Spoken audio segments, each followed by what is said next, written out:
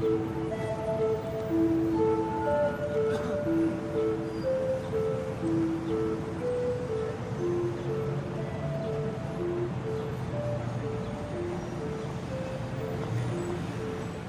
Cité Rose, c'est un quartier d'habitat social, ici à Nanterre.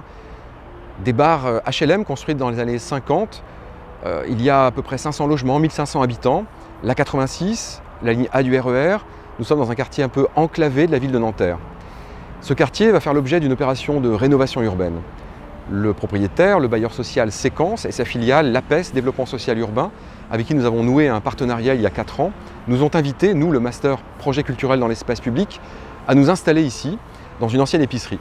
Là, les étudiants ont réalisé pendant plusieurs mois une enquête sensible.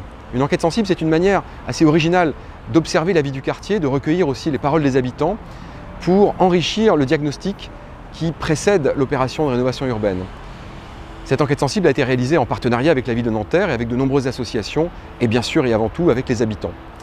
Dans un deuxième temps, les étudiants ont répondu à un cahier des charges transmis par l'APES, Développement Social Urbain, qui les invite à imaginer des projets artistiques et culturels qui permettront de favoriser l'implication des habitants dans les opérations de rénovation urbaine à venir, qui permettront de faire en sorte que les habitants soient partie prenante de la rénovation urbaine. Cette démarche relève de ce qu'on appelle l'urbanisme culturel. C'est une nouvelle façon d'envisager la fabrique urbaine avec des artistes, des acteurs culturels et les habitants pour imaginer et activer des espaces publics et une ville plus hospitalière et plus vivante. Ici, on se trouve dans l'épicerie Rose, le lieu dans lequel on a travaillé toute l'année. Actuellement, on y présente une exposition qui retrace tout notre travail d'enquête sensible. On a commencé notre travail par une enquête historique. En 1916, un camp d'aviation militaire est construit. Il servira aussi durant la Seconde Guerre mondiale. Ici, on a un plan du quartier dans les années 50 et 60. On y voit que le quartier était beaucoup moins enclavé et bordé de nombreux commerces. En 1955, les 3 bars sont construites par l'architecte Bernard Zerfus, qui les construit selon des principes du fonctionnalisme.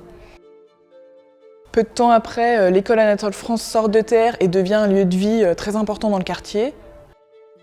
C'est sur le quartier aussi que sera implanté le premier supermarché de Nanterre.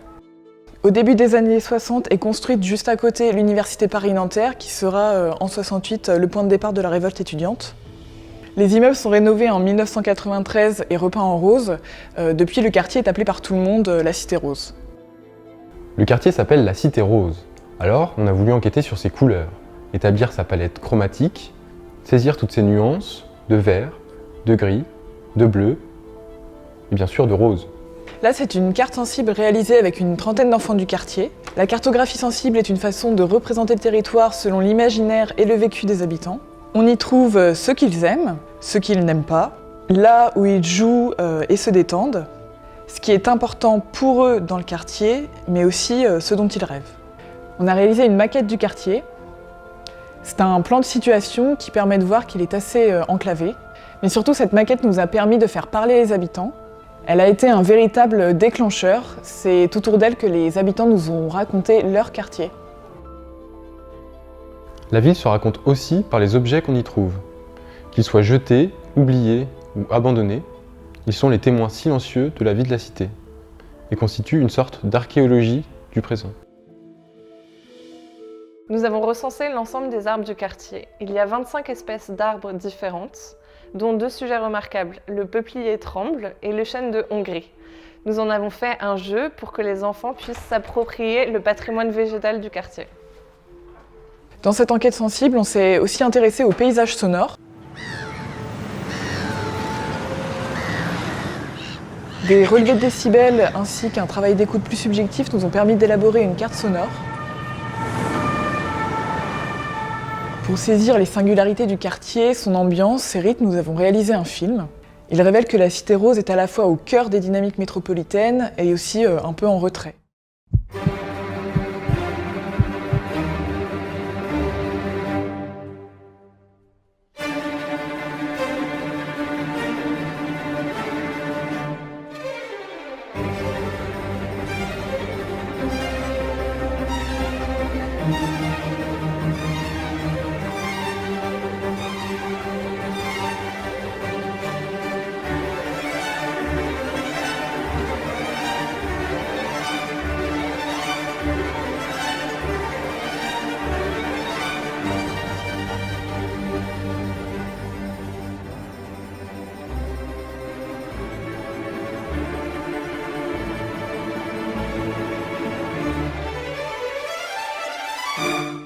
Enfin, nous avons réalisé une psychanalyse urbaine du quartier. La psychanalyse urbaine, c'est une science poétique qui considère la ville comme une personne et explore son inconscient urbain pour détecter ses névroses et proposer des stratégies de guérison. Pour cela, avec l'aide de l'ANPU, l'Agence nationale de psychanalyse urbaine, nous avons bien sûr écouté les habitants, mais aussi étudié l'histoire de la ville et scrupuleusement analysé ses cartes. Et là, vous voyez cet axe, l'axe de la Défense. Eh ben, c'est une cigarette, c'est évident. La cigarette se consume, l'axe est nocif pour les habitants du quartier, la pollution empoisonne le quartier Anatole France. Après l'enquête sensible qui a été présentée dans le quartier, mais aussi à la Terrasse, centre d'art contemporain de la ville de Nanterre, est venu le temps des projets. La première chose qui nous a marqué dans la Cité Rose, c'est la présence des enfants. Ils sont 400 sur 1500 habitants, ils représentent plus de 30% des habitants de la Cité Rose. La seconde chose qui nous a marqué, c'est l'absence de jeu. Ils ont dû être démontés. Or, le jeu, c'est un droit pour les enfants. Notre projet consiste à donner une vraie place et une vraie voix aux enfants. On a imaginé d'organiser avec elles et eux une manif, la manif des enfants. Nous voulons fédérer les acteurs culturels de la ville et du quartier et vivifier l'espace public au cœur de la cité. Nous organiserons des ateliers avec les enfants et avec des artistes pour créer des slogans, des banderoles et une chorégraphie. Le 10 juillet, la manif des enfants prendra la ville comme terrain d'aventure. Il y aura des revendications, mais aussi des propositions, comme l'ouverture d'un café des enfants, qui est d'ailleurs déjà un peu ici préfiguré à l'épicerie Rose. Ou le fait de vraiment inclure les enfants dans les réflexions sur le futur de leur quartier. Il s'agit de considérer les enfants comme des sujets politiques à part entière et de réinventer la ville avec elles et eux. L'enquête sensible est intéressante parce qu'elle est le regard des habitants. Elle est le regard des habitants dans leur pratique du quartier et dans la vision qu'ils en ont et dans les usages qu'ils en font. Donc c'est important pour nous de pouvoir la croiser avec notre regard technique de maître d'ouvrage. Ce type de projet culturel qui amène de l'art et qui amène de la sensibilité sur ces quartiers qui sont quand même faits de beaucoup de béton permet de toucher les différents acteurs dans leur humanité et donc de créer des liens, qu'on soit élu, ville, bailleur, technicien ou habitant. En tant que chargé de développement social urbain, ce que j'ai trouvé intéressant, c'est qu'on s'intéresse aux enfants parce que je pense qu'on va pouvoir toucher l'ensemble de la population à travers ce choix.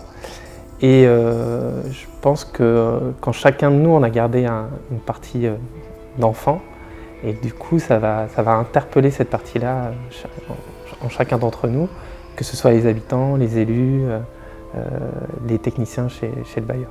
À travers le projet de la manif des enfants, on aura aussi la possibilité de développer un nouveau projet, le Café des enfants. Il s'agira de voir si c'est possible avec la ville, avec les différents partenaires, mais d'avoir un lieu un peu dédié aux enfants sur le quartier, ça nous semble une assez bonne idée et un projet à travailler pour le futur. En tant qu'élu à la culture à Nanterre, c'est un projet qui nous intéresse particulièrement parce qu'il mélange la question de la culture et de l'urbain. Or, il s'agit de faire ville quand on dirige une municipalité. Et faire ville, c'est pas juste reconstruire, bâtir ou rebâtir une infrastructure et des structures publiques ou privées. C'est aussi créer de l'urbain et donc tisser des liens. Et la culture permet ce pas de côté, ce décalage ou cette intensification des relations et cette réappropriation d'un espace qui se fait territoire et cité dans la ville.